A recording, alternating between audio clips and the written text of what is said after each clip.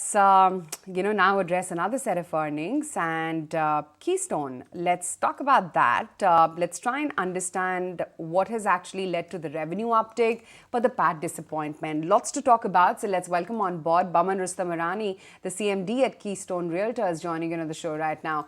Boman, hi, morning. Good to have you on the show. A bit of a dichotomy out there in your numbers. While your sales and collections look healthy, we've seen some slip in collections as well as your PAT as well. Help us understand what's really transpired over the quarter gone by and where is it that you look at things going forward?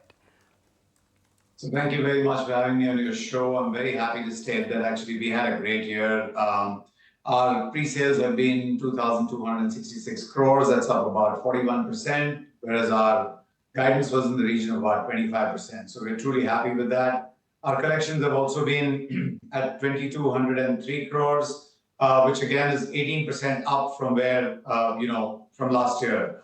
Our OCF has also been, that's the operational cash flows that we've generated this year, 643 crores, which is up by around 40% from what we generated last year. Our teams have been on the ground with business development and acquisitions have been extremely healthy.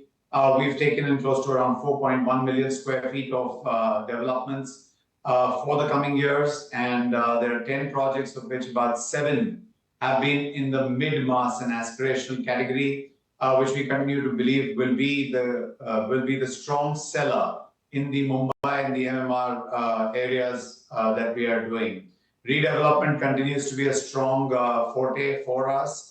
And while we've been strong in the western suburbs, eastern suburbs, now we are also moving because of the infrastructure growth that's taking place in the city. We are moving towards Soho and looking at taking up redevelopments out there, and we are in the process of doing that. So financial year 24 has been great, but today we are at an inflection point, and we believe that 25 will be a much bigger year for us, and our teams are working hard on it. And my congratulations to my entire team for performing very well, and my best wishes to all of them to seize the year ahead. I have a very simple question, which is that if I look at the prices, and I'm looking at the major cities here, the NCR region, the Mumbai region, I compare that with Hyderabad or Bangalore.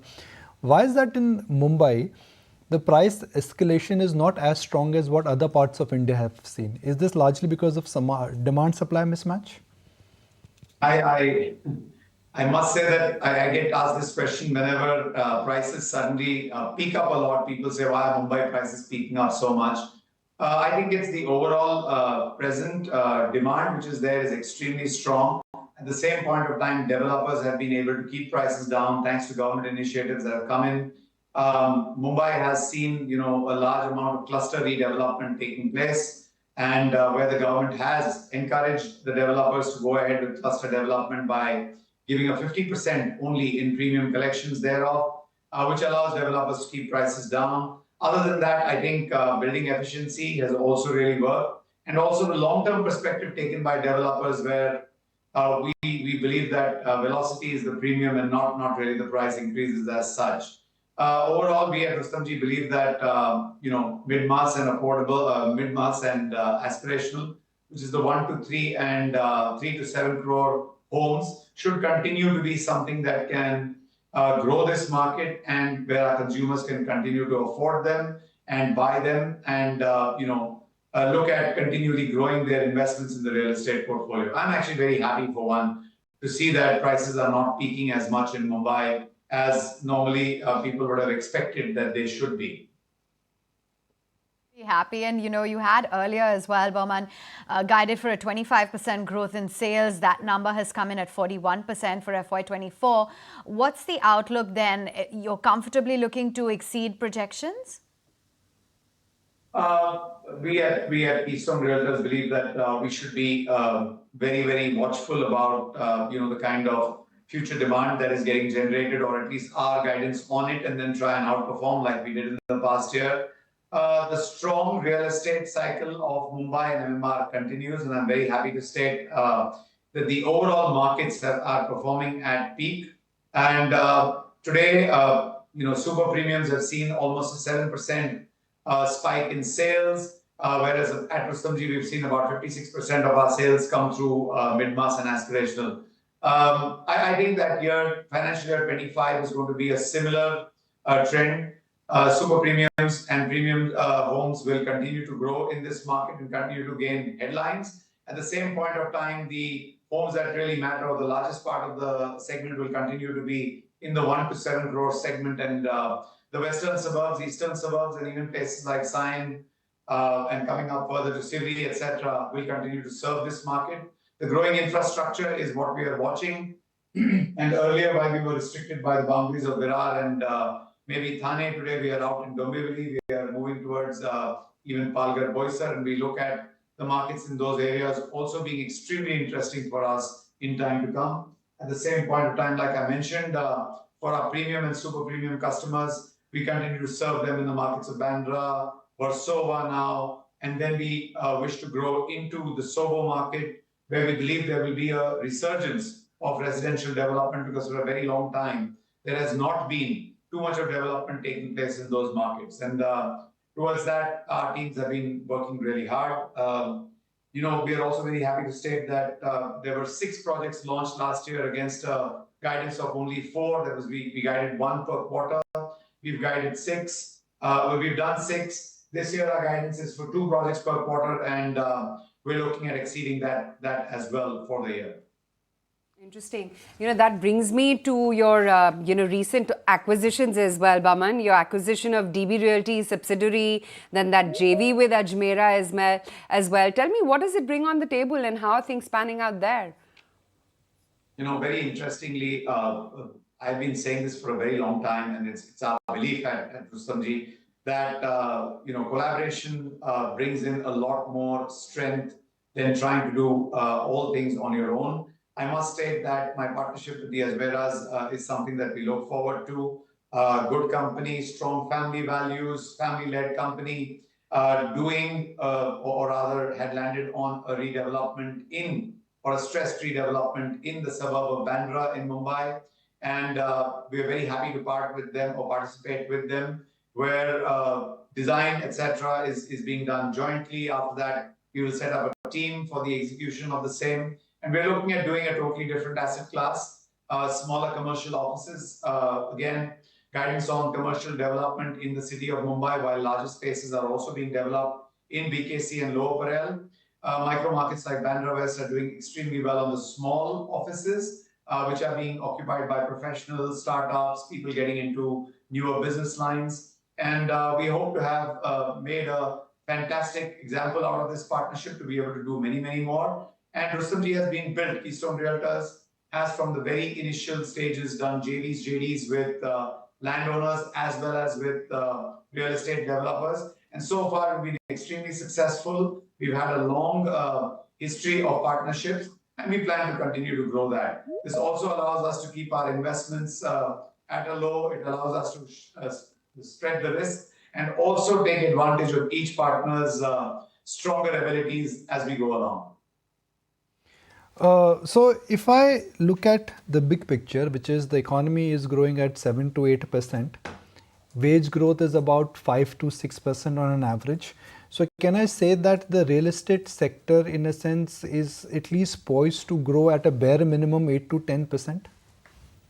The various reports that are being kind of researched by agencies point definitely towards a higher growth taking place in the metros, and Mumbai MMR continues to be almost 40% of the recognized residential real estate market of the country. And there is every sign pointing towards more and more development taking place following the infrastructure growth that we've not seen in such a long time. And we're all witnessing the largest possible infrastructure, whether it be metro railways, whether it be road connectivity, the new airport coming up in the MMR area. All of this is going to add abundantly to the prosperity of this area. And we, for one, have been watchful and have been following this trend of following wherever the infrastructure goes, because that's where we believe prosperity grows. You may be bang on target by saying that at least a 10% growth year on year is possible, but certain micro markets in that will grow a lot more. The western suburbs have seen a very strong resurgence given the kind of infrastructure growth taking place with the metros. There are two metros that are serving between Daisar and Andheri right now. We see these metros coming, or the plan is to bring these metros towards the BKC area, which is the new CBD, and then going further and linking even the eastern suburbs. We've got a huge announcement that has already taken place for the Thana Borivali underground or underground tunnel that will be connecting Thane and Borivali, which will cut down travel time from the present 1 hour to, let's say, under 15 minutes. Again, leading to a growth in both the places. Overall, I am pretty hopeful that all those developers who keep their heads down and keep performing, that is to say, keep take care of production and are able to consistently serve the consumer, will do extremely well in the Mumbai MMR market.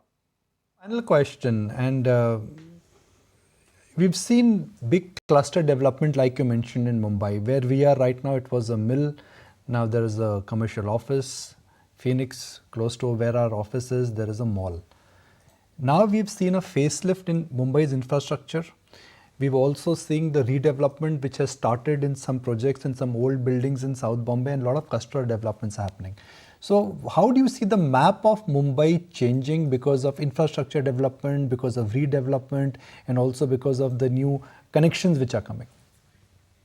So, all those that live in Mumbai, the families are growing, and today after COVID, people have stopped buying houses where they fit their families in. As a matter of fact, they're buying homes that are fit for their families. And we've seen people are expending more. And over here, I'd like to state, I was reading Rajkumar Rao's statement in one of the media, where he says that when he was out to buy a house, or when he was looking for some advice on buying a house, Shah Rukh Khan told him that he should stretch a little more, because that's when even God will help him and he will work harder. And this is the trend overall, actually. People are buying homes that are, in a way, something that they've always aspired to do. Today, the confidence levels are higher.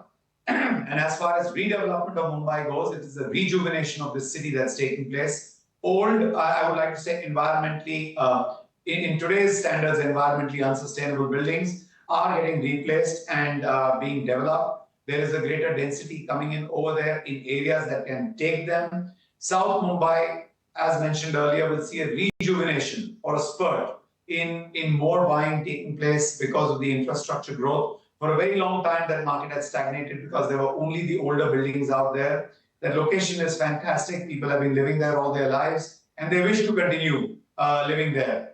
And towards that, they are extremely happy about the redevelopment surge that is taking place in the area. For a short period of time, we will see a great amount of growing interest in that area. And in that, the cluster developments always help, because you're in a position to provide for more amenities, more lifestyle, conveniences.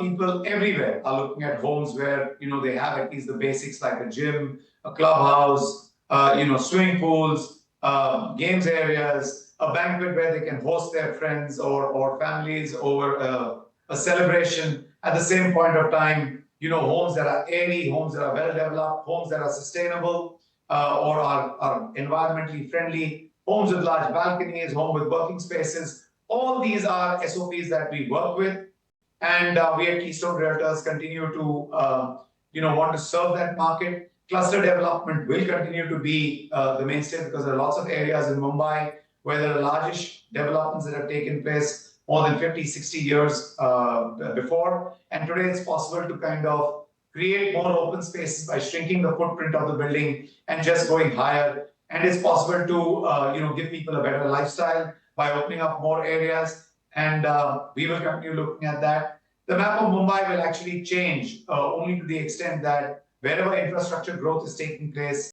will only allow more and more of the local population to grow out there and be able to continue to live in certain areas, whereas continue working in the areas where either the CBDs or their own small offices.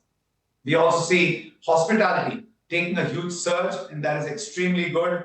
We are very happy with the number of newer restaurants, newer healthcare centers that are being announced. There are newer asset classes that are coming in. People are looking at mid-city aged living or advanced living developments. Gone are the years when people wanted to move out to only a Lonavala, Khandala. I mean, that is also still a reality. But at the same point of time, mid-city developments that can take care of the health needs of people is something that is strongly being looked at, and our company is also looking at doing that. Sorry, did I overstretch? Okay. No worries. So there's a bit of paucity of time, which is why I had to come in there. But glad to have had you on board, Boman, and gotten a perspective as to what the outlook is for the industry and for Keystone Realtors as well. Wishing you all the very best. Thank you, Aisha. Thank you, Nikunj. Thank you very much, all your viewers. Thank you. Okay. If you like this video, then like, share and subscribe to ET Now.